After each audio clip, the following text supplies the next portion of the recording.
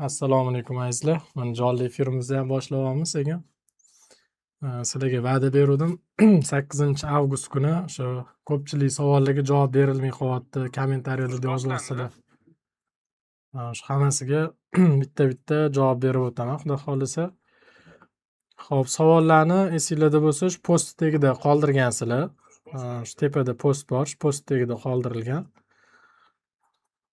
Postni joylab qo'yganmiz. 3-avgust kuni joylangan ekan. Hozir endi shu post tagida savollar kelgan. Shu yerda savollarga ketma-ket xudo xolisa javob berib o'tiladi. Ozgina yig'ilib olsa yana odamlar. Xudo xolisa 20:00 da soat 8 da boshlaymiz.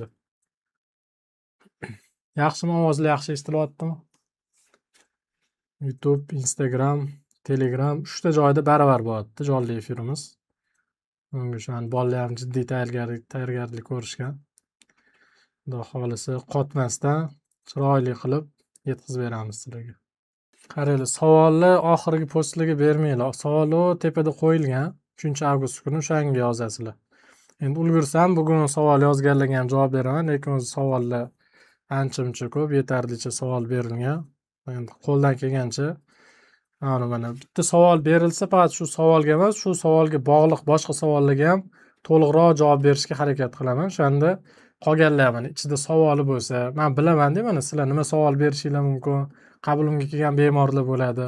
Ular nima savol berishi mumkinligini bilib, shu savollarga to'liqroq qilib javob berib o'tishga harakat qilaman. O'sha bemorlarning holati, vaziyatdan kelib chiqib, umumiy qilib javob berib o'taman. Videoni YouTube'da ham ko'rsanglar bo'ladi, Instagram borlar, Instagramda ham ko'rsanglar bo'ladi, yoki Telegram borlar, Telegramda ko'rsanglar ham bo'ladi. 3 ta joyda baravar qo'yiladi. Bemalol sizlar uchun sharoitlarni qilib qo'yganmiz. Qayerda xohlasanglar o'sha yerga kirib ko'rasizlar. Xo'p, xudo xolisa unda savollarni boshlaymiz. Savolni faqat Instagram yoki YouTube'dan bermanglar, chunki Instagram, YouTube'da emas, faqat Telegramda post qoldirilgan. Shu Telegramdagi postda tegidagi savollarga javob berib o'taman. Chunki 3 ta joyga men bittada qaramayman. Bitta joyda berilgan savolga javob berib o'taman. Xo'p. Unda birinchi savolni boshlaymiz, tayyor bo'lsanglar. Xo'p, assalomu alaykum doktor. Yoshim 41 yoshda. Intramural bachadon orqa devorda mioma bor, 6-6,5 cm. Mioma bilan homilador bo'lish mumkinmi yoki zarari bormi? Erimi morfologiyasi 2%, tabiiy homila bo'ladimi? Shu analiz bilan 29% A forma. Rahmat javobingiz uchun. Qarang, intramural mioma bu bachadonning o'zi 3 ta qavati bo'lsa, 3 ta qavatida mioma bo'ladi. Bu subseroz qavati tashqi, intramural o'rta va submukoz, ya'ni ichki qavatida mioma bo'ladi. Odatda submukoz, ya'ni ichki qavatidagi mioma homilador bo'lishga xalal beradi. Bunaqa miomalarni operatsiya qilish kerak. Lekin intramural, o'rta va tashqi subseroz qavatli miomaga tegish kerak emas. Bu homilador bo'lishga umuman xalal bermaydi. Keyin mana erkak kishining urug'ini morfologiyasi 2%. Bu yerda sizni yoshingizni hisobga olish kerak. Bunaqa yoshda sizda miomadan ham ko'ra ayimga muhim, ya'ni follikula zaxirangiz muhim. Sizni follikula zaxirangiz kamayib ketayotgan bo'lsa, sizga boshqa tezroq yordam beradigan yechimlarni qilish kerak. Miomadan tashqari bachadon naylari, turbalaringizni o'tkazuvchanligi muhim. Ayimga bachadon naylaringiz ochuvligi, qolgan gormonal holatingizni ko'rish kerak. Eringiz morfologiyasi 2% bo'lsa, buni sabablarini aniqlash kerak. Shamollashmi, varikatsiyami yoki turmushlaringiz yomonmi, eringizni semirib qorni chiqib ketganmi yoki harakatlari kammi yoki kechqurunlarmi, shular sababini bilib, to'g'rilasa tezroq morfologiya joyiga keladi. Shular hammasini bitta qilib xulosa qilinadi. U bitta faqat miomangizga qarab sizni homilador bo'lish bo'lmasligingizni hal qilinmaydi. Bu mioma, sizdagi mioma homilador bo'lishingizga xalal bermaydi. Keyin A kategoriyadagi urug'lar eringizda 29% bo'lsa, bu zo'r natija. Xo'p, keyingi savolimiz. Assalomu alaykum, yaxshimisiz doktor? Morfologiya 1% bo'lsa, tabiiy homila bo'lishi mumkinmi? Agar bo'lmasa, nimalar ko'proq yesa va qanday turmush tarzi morfologiyani ko'tarilishiga yordam beradi? Qarang, morfologiya 0% bilan ham tabiiy homilador bo'lgan bemorlarim bor. Faqat buni protsenti juda past. Chunki o'zi morfologiya 4% holatda, ayol kishida ham hamma analizlar yaxshi chiqqan holatda 1 oyda tabiiy homila bo'lish ehtimoli o'rtacha 20-25%. Shuning uchun morfologiya pasayib ketdi degani.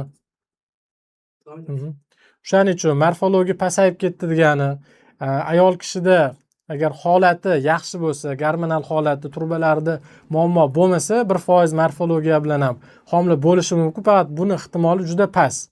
Ya'ni normada sog'lom erkak kishida o'rtacha 20-25% bo'lsa, er xotinda bu holat uni farzandli tabiiy homila bo'lish ko'rsatkichini 1% dan 5% gacha tushirib qo'yadi. Bu bolali bo'lishi kechikib ketishiga olib kelishi mumkin. Men tajribamda 1% morfologiya bilan 7 yil, 8 yil, 10 yil, 15 yil yurgan bemorlarni ham ko'rganman. Yoki o'sha urug'ini morfologiyasi 0 holat bilan 1 oy, 2 oy licheniyadan keyin tabiiy homilador bo'lib qolgan, tabiiy homiladorlik kuzatilgan bemorlarni ham ko'rganman. Endi morfologiyani yaxshilash uchun bu urug'i sifati, ya'ni nimadir sifatini yaxshilash uchun, umuman urug'i sifatini yaxshilash uchun siz birinchi o'rinda erkak kishi turmush tarzini sifatini yaxshilash kerak. Ya'ni birinchi qiladigan ish uyquni me'yorlashtirish kerak. Kechqurun soat 11 dan oldin uxlab, 6 soat, 7 soat kamida uyqu bo'lishi kerak. Uyqu ham to'yib, to'laqonli uxlash kerak. Salga uyg'onib ketib, uyqusi buziladigan erkaklarga bu uyquni yaxshilash tavsiya qilinadi va buni yo'llarini ko'rish kerak.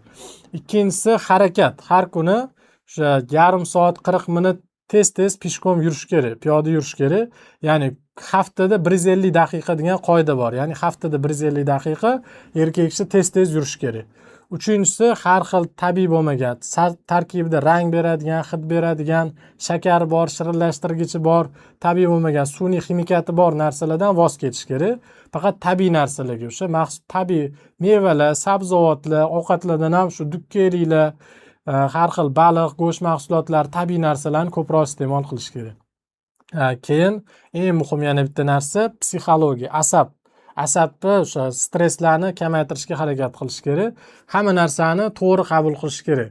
Hayotda sal narsaga siqilib qolib, arzimagan narsadan katastrofa, falokat yasab olish kerak emasdi.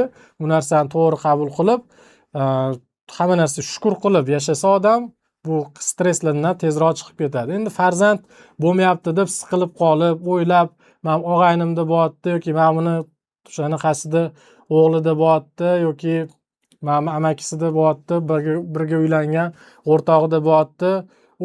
U farzandni taqdiringizda bo'lgan paytda beriladi, Alloh sizga beradi.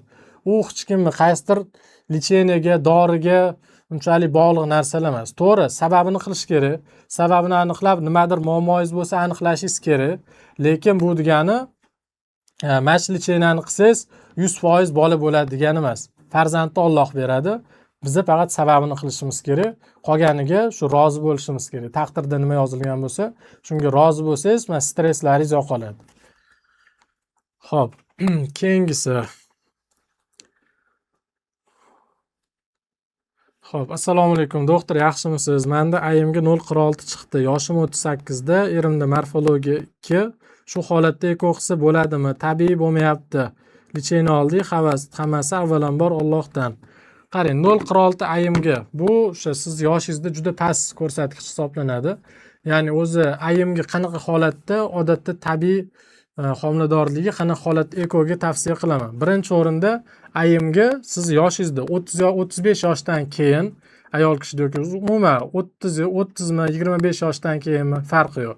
Buni holatda ayimga 0,5 dan baland bo'lish kerak. 0,5 dan baland bo'lsa ekoga tavsiya qilinadi. Agar ayimgiz 0,5 dan past bo'lsa, bunda follikulingiz holatini ko'riladi, eringiz urug'ini holatini ko'riladi. Bunaqa holatda o'rtacha agar morfologik 2% bo'lsa, o'rtacha ekoda o'xshash ehtimoli bir 5-10%, siz yoshingizda 5-10% tashkil qiladi. Shuning uchun odatda sizning holatingizda bunaqa holatda eko tavsiya qilmayman. Bunaqa holatda agar urug' sifati yaxshi bo'lsa, turba yo'llari ochiq bo'lsa, boshqa muammolar bo'lmasa, tabiiyga harakat qilgan yaxshi. Tabiiy bo'lmasa, boshqa yo'llarni doktor bilan maslahatlashib ko'rish kerak. Xo'p. Mana ham zo'r savol. Bunga o'zim patsiyentimda ham bo'lgan, shunaqa holatda homilador bo'lgan patsiyentim bor. Qarang, assalomu alaykum doktor endometrioz, adenomioz, polikistoz bilan homilador bo'la olamanmi? Hop, endometrioz, adenomioz bu odatda o'zi bitta diagnozi, ya'ni kelib chiqishi bitta bo'lgan narsani ikki xil ko'rinishi. Ya'ni endometriyga o'xshagan to'qima bachadonni tashqarisida o'sib, bachadon tashqarisida turbalar, tuxumdonlarda yallig'lanish keltirib chiqarishi bu endometrioz. Bachadon ichki qavatiga o'sib kirib, ichki holatini yomonlashtirib, bolani o'rnashiga xalal beradigan narsa bu adenomioz. Polikistoz bo'lsa, follikullarning soni normadan ko'payib ketishi, mayda-mayda bo'lib qolishi, uziyda shunaqa ko'rinishi va follikullarni yetilib yorilmasligi. Bu narsa polikistoz deyiladi. Endi polikistoz o'zini kriteriyalari bor. Shu androgen gormonlar baland chiqishi kerak, follikullar shu yetilib yorilmasligi kerak. Follikullarning soni uziyda ko'rganda polikistoz holatda bo'lishi kerak yoki qanaqadir shu polikistoz belgilari bo'lishi kerak. Hayz kechikishi yoki shu hayz uzoq vaqt bir xil cho'zilib ketib qolishi, kelish kunlari, bu o'sha gormonal buzilish, androgenga bog'liq yoki o'sha insulin byuresti beziga bog'liq muammolar borligini ko'rsatadi. Sizni holatingizda birinchi o'rinda polikistoz darajasi va uni turlarini aniqlab olishimiz kerak. Polikistoz odatda 4 xil turi bor. Birinchisi byuresti beziga bog'liq, ikkinchisi testosteronga, uchinchisi insulinga, to'rtinchisi turli xil strelkali, hayz keltiradigan gormonal dorilardan keyingi polikistoz. Ko'pchilik nima qiladi? Polikistoz bo'lib doktorga borsangiz, sizga shu strelkali dorilarni beradi. Bu narsa sizni holatingizni yomonlashtiradi. Sizga o'zi bitta turdagi polikistoz bo'lsa, ikkinchi turini sizga sovg'a qilib qo'shib beradi. Xo'p, keyingisi. Xo'p, assalomu alaykum doktor, yaxshimisiz? Menda ayimga 0,46 chiqdi. Yoshim 38 da, erimda morfologiya 2. Shu holatda eko qilsa bo'ladimi? Tabiiy bo'lmayapti. Licheni oldik, hammasi avvalambor Allohdan. Qarang, 0,46 ayimga bu o'sha siz yoshingizda juda past ko'rsatkich hisoblanadi. Ya'ni o'zi ayimga qanaqa holatda odatda tabiiy homiladorligi qanaqa holatda ekoga tavsiya qilaman. Birinchi o'rinda ayimga siz yoshingizda 30-35 yoshdan keyin ayol kishida yoki umuman 30 mi 25 yoshdan keyinmi farqi yo'q. Buni holatda ayimga 0,5 dan baland bo'lishi kerak. 0,5 dan baland bo'lsa ekoga tavsiya qilinadi. Agar ayimgingiz 0,5 dan past bo'lsa, bunda follikulangiz holatini ko'riladi, eringiz urug'ini holatini ko'riladi. Bunaqa holatda o'rtacha agar morfologik 2% bo'lsa, o'rtacha ekoda o'xshash ehtimoli bir 5-10%, siz yoshingizda 5-10% tashkil qiladi.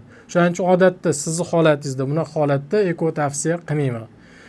Bunaqa holatda agar urug' sifati yaxshi bo'lsa, turba yo'llari ochiq bo'lsa, boshqa muammolar bo'lmasa, tabiiyga harakat qilgan yaxshi. Tabiiy bo'lmasa, boshqa yo'llarni doktor bilan maslahatlashib ko'rish kerak. Xo'p. Mana ham zo'r savol. Bunga o'zim patsiyentimda ham bo'lgan. Shunaqa holatda homilador bo'lgan patsiyentim bor. Qarang, assalomu alaykum doktor bey. Endometrioz, adenomioz, polikistoz bilan homilador bo'la olamanmi? Hop, endometrioz, adenomioz bu odatda o'zi bitta diagnozi, ya'ni kelib chiqishi bitta bo'lgan narsani ikki xil ko'rinishi. Ya'ni endometriyga o'xshagan to'qima bachadonni tashqarisida o'sib, bachadon tashqarisida turbalar, tuxumdonlarda yallig'lanish keltirib chiqarishi bu endometrioz. Bachadon ichki qavatiga o'sib kirib, ichki holatini yomonlashtirib, bolani o'rnashiga xalal beradigan narsa bu adenomioz. Polikistoz bo'lsa, follikullarning soni normadan ko'payib ketishi, mayda-mayda bo'lib qolishi, uziyda shunaqa ko'rinishi va follikullarni yetilib yorilmasligi. Bu narsa polikistoz deyiladi. Endi polikistoz o'zini kriteriyalari bor. Shu androgen gormonlar baland chiqishi kerak, follikullar shu yetilib yorilmasligi kerak. Follikullarning soni uziyda ko'rganda polikistoz holatda bo'lishi kerak yoki qanaqadir shu polikistoz belgilari bo'lishi kerak. Hayz kechikishi yoki shu hayz uzoq vaqt bir xil cho'zilib ketib qolishi, kelish kunlari, bu o'sha gormonal buzilish, androgenga bog'liq yoki o'sha insulin byuresti beziga bog'liq muammolar borligini ko'rsatadi. Sizni holatingizda birinchi o'rinda polikistoz darajasi va uni turlarini aniqlab olishimiz kerak. Polikistoz odatda 4 xil turi bor. Birinchisi byuresti beziga bog'liq, ikkinchisi testosteronga, uchinchisi insulinga, to'rtinchisi turli xil strelkali, hayz keltiradigan gormonal dorilardan keyingi polikistoz. Ko'pchilik nima qiladi? Polikistoz bo'lib doktorga borsangiz, sizga shu strelkali dorilarni beradi. Bu narsa sizni holatingizni yomonlashtiradi. Sizga o'zi bitta turdagi polikistoz bo'lsa, ikkinchi turini sizga sovg'a qilib qo'shib beradi. Shuning uchun hech qachon polikistozda strelkali gormonal dorilar ichish kerak emas. Oldin shunaqa tavsiyalar bo'lgan. O'shan SSR davrida agar hayzini keltirib turmasa, gormonal dori bermasa, bachadon himoyasiz qoladi, uni keltirish kerak degan noto'g'ri tushunchalar bo'lgan. Shuning uchun hozir bu narsalar noto'g'riligi o'zi allaqachon isbotlanib bo'lgan. Shuning uchun bunaqa strelkali dorilarni berish kerak emas. Endi polikistoz qaysi turligini sizda aniqlandi. Buni aniqlagandan keyin endi endometrioz bilan adenomiyoziz bo'lsa, buni darajasini bilishimiz kerak. Endometrioz 4 ta darajasi bor, adenomiyoz 3 ta darajasi bor. Agar endometrioz birinchi, ikkinchi darajasi bo'lsa yoki adenomiyoz birinchi darajasi bo'lsa, bu holatda tabiiy homiladorlikka harakat qilganingiz ma'qul. Chunki bunda sizda imkoniyat yuqori bo'ladi. Ya'ni polikistozni to'g'ri davolansa, ya'ni har bitta boyga aytgan 4 ta turini 4 xil o'zi lecheniya qilinadi. Hamma polikistoz bir xil davolanmaydi. Ko'pchilik yozadi, doktor polikistoz bilan dori yozib bering yoki polikistoz bilan natija bo'lgan bemorni qo'ysam, bu patsientga nima dori yozib bergansiz, bizga ham shu dorini yozib bering. U hammaga bir xil dori berilmaydi.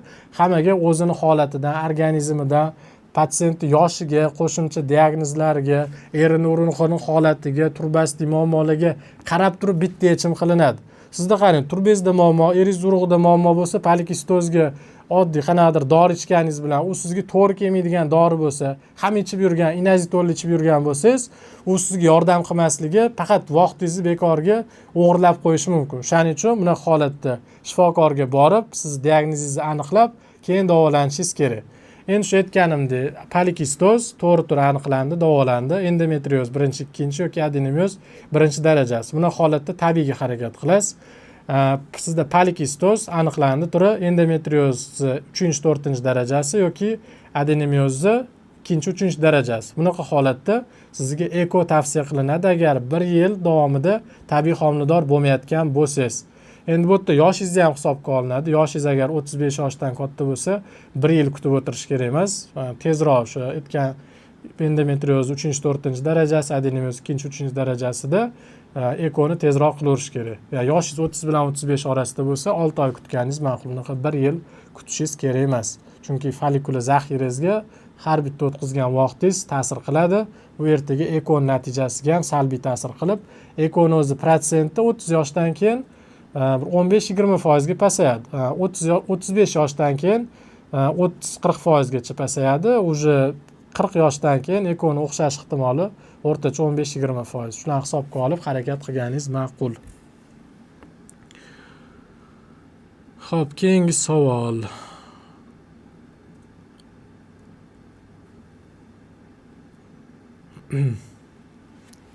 Xo'p, mana bu ham ko'pchilikni qiziqtiradigan savol. Assalomu alaykum. Menda 10 yildan beri farzand bo'lmayapti. Doktorlarga ko'rindi. Menda follikula yorilmaydi. Xo'jayinimning morfologiyasi uchiqyapti. Buni holatda ham homila bo'ladimi? Qarang, homila bo'lishi uchun 4 ta narsa muhim. Birinchisi, ayol kishida follikula yetilib yorilishi. Buni gormonlar boshqaradi. Sizda qanaqadir shamollashlar bo'lsa, ta'sir qilishi mumkin. Lekin bu to'rchi infeksiyasi degani emas, u shamollash boshqa narsa. Ikkinchisi, bachadon naylari, turbalaringiz yo'llari ochuvligi. Uchinchisi, erkakning urug'ini sifati, soni, ayol tuxum hujayrasini tanish darajasi, harakati, urug'i DNKsi hammasi joyida bo'lishi kerak. Faqat bitta morfologiya bilan ish bitmaydi. To'rtinchisi, bachadoningiz ichida muammo bo'lishi kerak emas. Ya'ni bachadonning ichida polip, endometrit yoki giperplaziya yoki qanaqadir miomalarni shu boya aytganimdek bachadonni ichiga o'sib submukoz turlari bo'lishi kerak emas. Shunda agar hamma narsa, qolgan narsalar yaxshi bo'lsa, sizda follikulangiz keyin yetilib yorilsa, eringiz 3% morfologiyasi bilan ham tabiiy homilador bo'lishingiz mumkin. Faqat shu aytgan hamma narsani hisobga olib, tekshiruvdan o'tgandan keyin aniq diagnoz qo'yilgandan keyingina bunga xulosa beriladi. Chunki sizni 10 yil vaqtingiz bu juda katta muddat. Ya'ni 10 yil ichida follikula zaxirangiz qanchalik kamayganini, 10 yil nimaga bo'lmaganini, 10 yil davomida может follikulangiz yorilgan bo'lishi ham mumkin. Qaysidir oylar. Shu holatda ham bo'lmagan. Buni konsultatsiya suhbatimiz jarayonida aniqlab turib, sizga to'g'ri yechim berishim kerak. Hozir bu yerda umumiy qilib aytadigan bo'lsam, shu aytganim 4 ta faktor hisobga olib, keyin harakat qilishingiz kerak. Bu hammaga tegishli, faqat bu follikulasi yorilmayotgan 10 yillik bemorga emas, umuman farzandsizlikda farzandga harakat qilayotgan har bitta er-xotin uchun tegishli ma'lumotlar. Xo'p, keyingisi. Assalomu alaykum doktorjon. Zo'rmisiz? Menda hayz ko'rish kechikdi. Endi bo'lsa to'xtami kelyapti. Nima qilsam bo'ladi? Sizga ko'rikka borishim kerak. Insulin 14, qolgan analiz joyida doktorjon. Hayzimni joyiga tushib, men homilador bo'la olamanmi? Xo'p, qarang, hayziz buzilishi bu gormonal fonni buzilishiga bog'liq.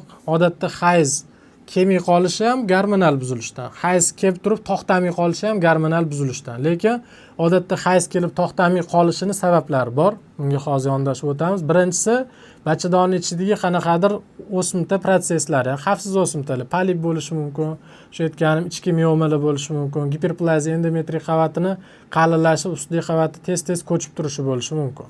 Ikkinchisi, o't qopingizda muammo bo'lishi mumkin. Chunki o't qopida muammosi bor ayollarda ham endometriyga ta'sir qilib, ortiqcha zaharli estrogenlar chiqib, hayz shunaqa to'xtamay qolishiga olib kelishi mumkin. Uchinchisi, gormonal buzilishlar. Polikistozda testosteron baland bo'lsa, insulin baland bo'lsa, buyrak usti bezida muammosi bor ayollarda mana shunaqa hayz to'xtamay ketib qolish holatlari bo'ladi. Lekin shu adenomioz yoki endometrioz kasalliklarida ham hayz mana shunaqa to'xtamay kelib qolishlari holati kuzatiladi. Shuning uchun birinchi sizda qaysi turligini aniqlash kerak. Shu turini aniqlagandan keyin aniq yechimlar qilinadi. Prosta hozir hayzim to'xtamay kelyapti deganingiz bilan sizga hech kim aniq diagnoz qo'yib bera olmaydi. Faqat o'zingiz o'zi bilan ham diagnoz qo'yilmaydi. Hamma shu aytgan faktorlarni hisobga olib, siz bilan o'tirib suhbatlashgandan keyin sizga o'sha qaysidir aytgan jarayonlarimga to'g'ri keladigan simptomlar, belgilar bo'lsa, shu belgilarga yo'naltirib tekshiruvlar qilinadi. Shu tekshiruvlarni qilgandan keyingina aniq tashxis qo'yib davolanadi. Shu bunaqa holatda keyin u homilador bo'la olamanmi degan savolingizga javob shuni to'g'rilagandan keyin bundan oldingi aytganim shu 4 ta faktor: follikuloz holati, turbalaringiz holati, erkakning urug'ini holati, bachadoningiz ichidagi holatga qarab turibgina siz tabiiy homilador bo'la olasizmi? Tabiiy homila bo'lish ehtimoli qanchalik yoki boshqa yo'llarini, inseminatsiya yoki ekoni tavsiya qilish kerakmi? Bu keyin ko'rib chiqiladigan narsalar. Bu faqat shu hayzingizga qarab turib xulosa qilinmaydi. Xo'p, assalomu alaykum doktor. Sog'lig'ingiz, ishlaringiz yaxshimi? Savolim bor edi. Eko qildirgani necha pul ketadi? Hammasiga er-xotinga urug'i kam chiqyapti. Tabiiy yo'l bilan davolasa ham bo'ladimi?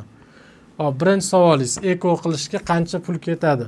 O'rtacha hozir O'zbekiston sharoitida eko qilish, ekoni o'zini narxi bor. Ekodan tashqari analiz, lecheniyalar ketadigan, protseduralar ketadigan xarajatlari bor. Shuni farqiga borib olishingiz kerak. Chunki mana ekoni o'ziga o'rtacha 30-33 million atrofida bor hozir O'zbekiston sharoitida eko. Endi bu har xil klinikalarda har xil narx qo'yilgan.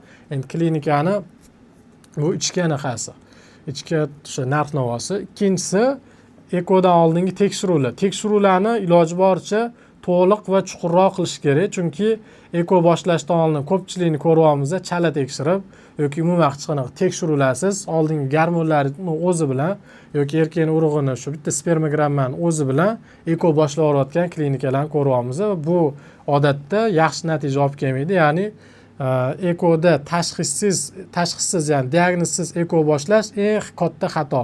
Birinchi xato. Birinchi o'sha tashxis qo'yib to'liq tekshiruvlar qilish kerak. Keyin stimulyatsiya, ya'ni follikularni yetiltirishga olinadigan dorilar. Bunga ham endi dorini olishingizga qarab turib, sizga ketadigan dozasiga qarab turib farq qiladi.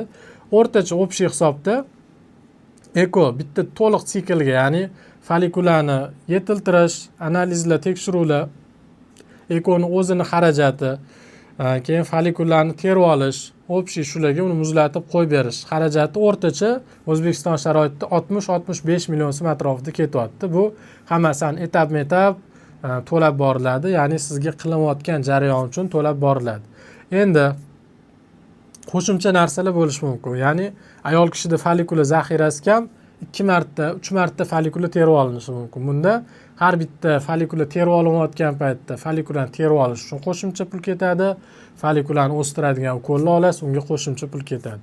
Bundan tashqari sizda o'sha ketma-ket homila tushib qolish holatlari yoki uzoq yillik farzandsizlikda sababi noma'lum, ya'ni hamma analiz yaxshi chiqib turib sababini topa olmayapsiz. Unda genetik tekshiruv yoki yoshingiz 30 dan katta bo'lsa, bunaqa holatlarda yoki qarindosh bo'lsangiz, sizlarga genetik tekshiruv tavsiya qilinadi. Ya'ni genetik tekshiruvda bolani sog'lomligi ham tekshiriladi. Bu ham qo'shimcha xarajatni talab qiladi. Odatda o'rtacha hamma narsa yaxshi chiqadigan bo'lsa 60-65 million so'm atrofida, genetik tekshiruvlar qiladigan bo'lsa 100 million, 100 milliondan ham ozgina oshishi mumkin. Bu endi sizning holatingizga qarab doktor individual sizga tavsiyalar qiladi. Shu bo'yicha keyin ketma-ket ishlarni qilib boriladi. Shunga tayyor bo'lishingiz kerak. Internetlarda ko'rayotgan bo'lsangiz kerak, 30 millionga eko qilib beraman, 33 millionga eko qilib beraman deb, bu faqat ekoni o'zini narxi, shunga aldanib qolmanglar. Mutaxassis bilan oldin borib gaplashasiz. Sizga to'liq tushuntirib berish kerak eko qilinadigan bo'lsa. Keyin hozir ko'ryapmiz, tabiiy siklda folikular o'zi o'sganda eko qilamiz, 10 million ketadi. Oldin ham bor edi, 8,5 million ketadi, 10 millionga eko qilib beraman. Bu tabiiy siklda eko qilib shunaqa mazasi qochib qoladi, ana charchab ketasiz. Chunki mana 1978-yilda shunaqa tabiiy siklda birinchi eko qilingan. Ya'ni Luiza Braun degan ayol kishi shu eko orqali tug'ilgan. Shu payt 1978-yil. Nimaga tabiiy siklda eko qilingan o'sha payt? Chunki u paytda hali folikularni ko'p yetiltiradigan, ya'ni ganal, menopur degan gormon dorilar bo'lmagan. Keyin u folikularni o'sib ketganda uni yorilib ketishini oldini olib, kontrol qiladigan, ayol kishining sog'lig'iga zarar qilmasdan turib, to'g'ri stimulyatsiya qilish protokollar hali ishlab chiqilmagan bo'lgan. Shuning uchun boshida tabiiy siklda eko qilishga, endi shunga majbur bo'lishga. Unda ham nechidir marta folikulasini terib olgandan keyingina bo'lgan. U bitta folikulasini terib olib turib natija bo'lib ketmagan. Shu Luiza Braun degan shu ayol kishi ham shu bitta folikula terib olinganda tug'ilib qolmagan. Shuni hisobga oling. Hozir bitta folikulangizni oladi, keyin yana oladi. O'zi mana odatda o'rtacha men sizlarga taqqoslab beraman. Bu birinchisi tabiiy siklda, ikkinchisi stimulyatsiya qilib folikularni o'stirib eko qo'yamiz. Ikkala ayolda 10 tadan folikulasi bor, ikkita tuxumdonda, ya'ni 20 ta folikula bor. Endi mana ayolda tabiiy siklda bitta folikula yetiladi o'rtacha. Mana ayolda stimulyatsiya qilsa 20 ta folikula yetiladi. Endi 20 ta folikula yetiltirishga biz общий eko qo'yamiz, bunga xarajatimiz o'rtacha shu aytamiz 60-65 million ketyapti. Endi mana bunda 20 ta folikula yetiltirishga nech pul xarajat ketadi? 10 milliondan eko bo'lsa 200 million xarajat ketadi. 3 barobar qimmat. Keyin mana bunda 20 ta folikula yetiltirganimizda terib oldik, urug'lantirdik, o'rtacha 4 ta 5 ta embrion chiqadi. Bu yerda urug'lanish keyin bir marta bo'ladi. U qayta urug'lantirilmaydi, qayta funksiya qilib, teshib folikula terib olinmaydi. Mana bu bitta dona folikula terib olinadi. O'sha aytganimda, o'sha bir marta folikula terib olinadi 20 ta. Bu yerda bo'lsa, sizda bitta o'xshamasa yana terib olinadi narkoz bilan, yana terib olinadi, yana terib olinadi, 10 martagacha narkoz olishingiz kerak. Shularni hisobga olib, kallani joyiga qo'yib, keyin boshlash kerak. U 10 million so'm desa, uchib borib, bo'ldi, men 10 millionga eko qildirar ekanman deb noto'g'ri xayollarga borib qolmanglar. U yolg'on marketing deyiladi u narsa. U to'g'ri, ya'ni shifokor ham och uchasini aytish kerak. Xo'p. Keyin shu tabiiy urug' foizi kam davolasa bo'ladimi, tabiiy homila bo'ladimi? Endi u urug' foizi kamligi qaysi foizi kam? Soni kammi, harakati kammi, morfologiyasi kammi? Siz boya aytganimdek, u faqat erkakning urug'iga qarab xulosa qilinmaydi. Siz bachadon naylaringiz yo'q emasmi? Folikulangiz holati qanaqa? Gormonal holatingiz qanaqa? Bachadonni ichki holati qanaqa? Keyin shularni hisobga olib turib, keyin eko yoki tabiiy desa bo'ladi. Sizni yoshingizni, folikula zaxirangizni, shu paytgacha o'tkazgan protseduralaringizni, necha yil davolanganingiz, qanaqa shu jarayonlardan o'tganingiz hammasini hisobga olib turib, tabiiyga harakat qilgan yaxshimi yoki ekoda imkoniyatingiz yuqorimi, shu narsa baholanadi. U faqat urug' foizi kamligiga qarab turib baho berilmaydi bu narsaga. Tabiiy yoki tabiiy davolasa bo'ladimi degan savolga javob berish uchun shu qam etgan faktorlarni hisobga olish kerak.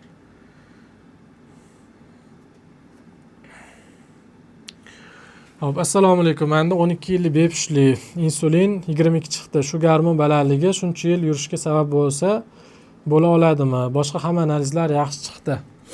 Qarang, bitta insulin balandligi bilan o'zim bitta patsiyentimning holatini aytib beraman. Insulinlari 35-37 atrofida chiqqan, adashmasam 14 yil homila bo'lmagan. 14 yil homila bo'lmagan. Ular meni qabulimga kelganda eko qilib bering deb kelishdi. eko boshlashdan oldin обязательно insulin baland bo'lsa yoki qaysidir gormonlarda o'zgarish bo'lsa, ya'ni tuxum hujayra follikulani sifatiga ta'sir qiladigan gormonlar baland bo'lsa, uni tushiramiz. Bu ayolga men 2 oylik lecheni yozib berdim. 2 oylik lecheni olib kelasiz, insuliningiz tushsa, keyin eko boshlaymiz. 2 oylik lecheni oldilar, lekin parhez chala qildilar. Parhez chala qilganlariga 35 dan 20-22 atrofida 22 ga tushdi. Keyin tushgandan keyin yana shoshib ketyaptilar. Endi 14 yil baribir kichkina muddat emas, tezroq homilador bo'lish xohlaydi. Lekin yoshi o'tib, erta klimaks boshlanib qolmaydimi degan qo'rquv bor. Ularda insulin balandligi hisobiga follikula ko'p, ya'ni tuxum zaxirasi juda ko'p bo'lgani uchun ular shoshmasalar ham bo'ladi. Keyin 2 oy yetdim, yaxshilab parhez qilasiz. Parhez qilmasangiz, insuliningizni tushirmasangiz, men eko boshlamayman. Bu hammaga shunaqa deyman. Odatda shu gormon to'g'ri bo'lmasa eko boshlamayman. Oldin dieta qiladi, vес tashiydi, gormonlarni to'g'rilaymiz, keyin eko boshlaymiz. Shu patsiyentim yana 2 oy dieta qilganlaridan keyin 14 yil homila bo'lmagan, insulin normaga tushib tabiiy homilador bo'lib qoldilar. Shu 14 yil ichida bir marta ham bo'lmagan. Bu degani insulin tabiiy homilador bo'lishga to'sqinlik qiladi agar doimiy sizda shu gormon baland bo'lgan bo'lsa. Lekin shu boya aytganimdek, bitta insulinga yoki qaysidir bitta analizga qarab turib hech qachon xulosa qilinmaydi. Ya'ni erkakning urug'ini holati, bachadon naylaringiz o'tkazuvchanligi, boshqa gormonlaringiz holati, keyin kerak bo'lsa bachadonning ichini shu gastroskopik kamera bilan ko'rilganligi holatlari hammasini bitta qilib keyin xulosa qilinadi.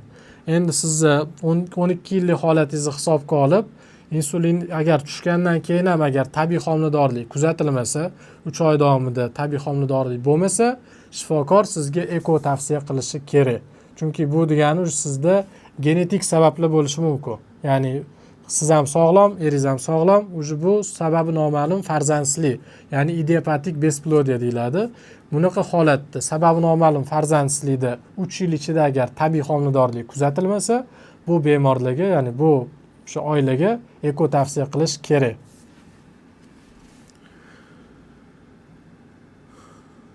Xo'p.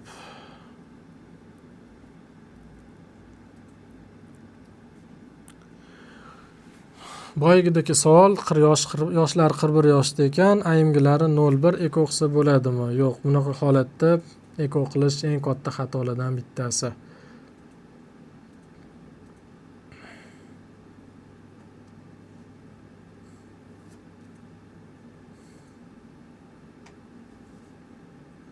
Hop, keyingi savol. Assalomu alaykum doktor. Teratozospermiya, astenozospermiya bu qanday tashxis, tushuntirib bering. Teratozospermiya urug'i sifati, ya'ni morfologiyasini pastligi, astenozospermiya urug'i harakatchanligini pastligi. Bu degani demak, urug'i sifati past, harakati past. Bo'ldi, shu oson tushuntirish, shunaqa murakkab narsa emas.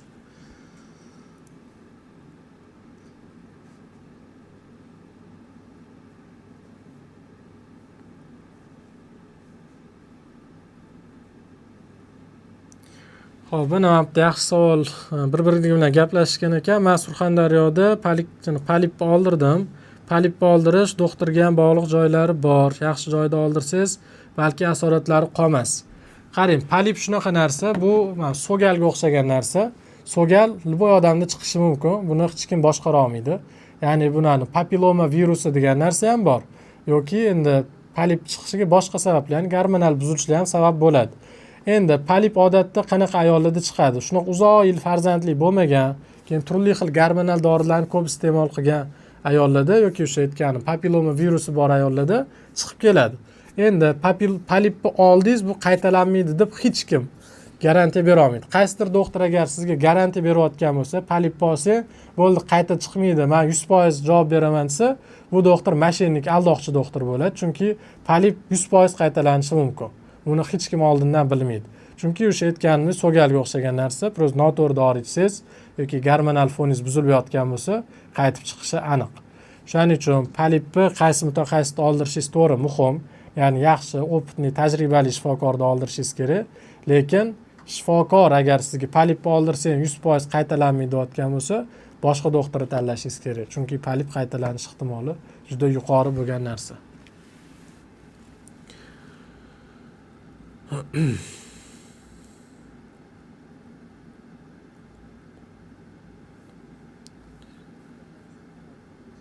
Hop, assalomu alaykum. Doktor, yaxshimisiz? Menda insulin baland edi. 28.8, 3 oylik lichenida 12 ga tushdi. 11 kilo vес tashadim. Zo'r. 67-68 kiloga tushdim. Maydan beri dorilik ichmadim. Vesim endi pasaymayapti. Parhezdaman, lekin menga nima maslahat berasiz? 5-6 kilo vес tashamoqchiman yana. Qarang, zo'r natija. Bu 3 oy ichida 11 kilo vес tashaganingiz, insuliningiz 10 ga tushgani, bu sizga tasanno aytsa bo'ladi. Bunaqa hamma ham bunaqa qila olmaydi. Bugun mana bitta bemorim keldilar. 3 oylik, 2 oylik licheni yozib berganman. 2 oylik lichenida parhez qilmaganlar, faqat dorini o'zini ichganlar, dangasalik qilganlar. Ularda veslari 1 kilomi ozgina o'zgargan, 1 kilo 2 kilo o'zgargan. Insulin 33 bo'lgan, 27 ga tushgan. Ya'ni 5 ga tushgan tigi. Agar parhez qilganlarida bundan ham zo'r tushardi. O'sha bemorim aytayaptilar, siz men bilan barobar kelgan patsientingiz bor edilar. Ularda ham polikistoz, og'ir vaznlari bor edi, insulinlari baland edi. 3 oy davomida ular bilan barobar kelganlar.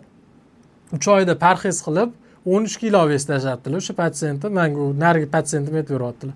13 kilo vес tashab tabiiy homilador bo'libdilar. Ya'ni bu juda zo'r natija. Harakat qilsangiz bo'ladi. U insulin balandligi, polikistoz odatda 60-70% bemorlar, ya'ni ayol kishini o'ziga bog'liq. Ya'ni ko'proq harakat, to'g'ri ovqatlanish, vaqtida uxlash, asabiylashmaslikka harakat qilish, dorilarni vaqtida ichish. Shu narsalarga qat'iy amal qilsangiz, siz ham bemalol, agar boshqa muammongiz bo'lmasa, tabiiy homilador bo'la olasiz.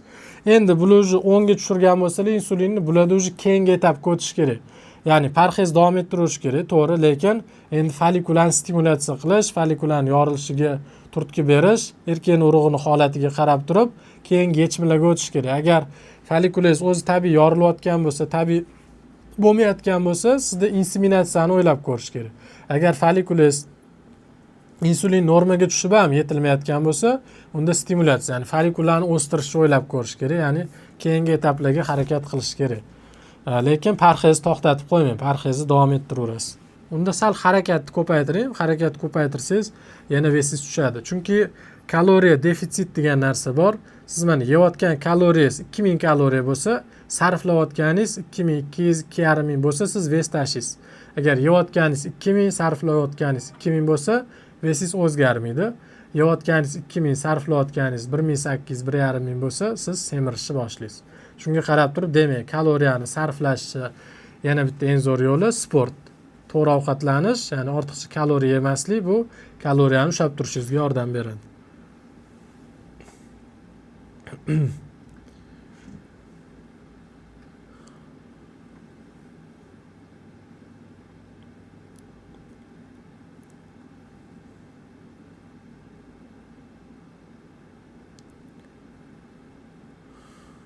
Hop.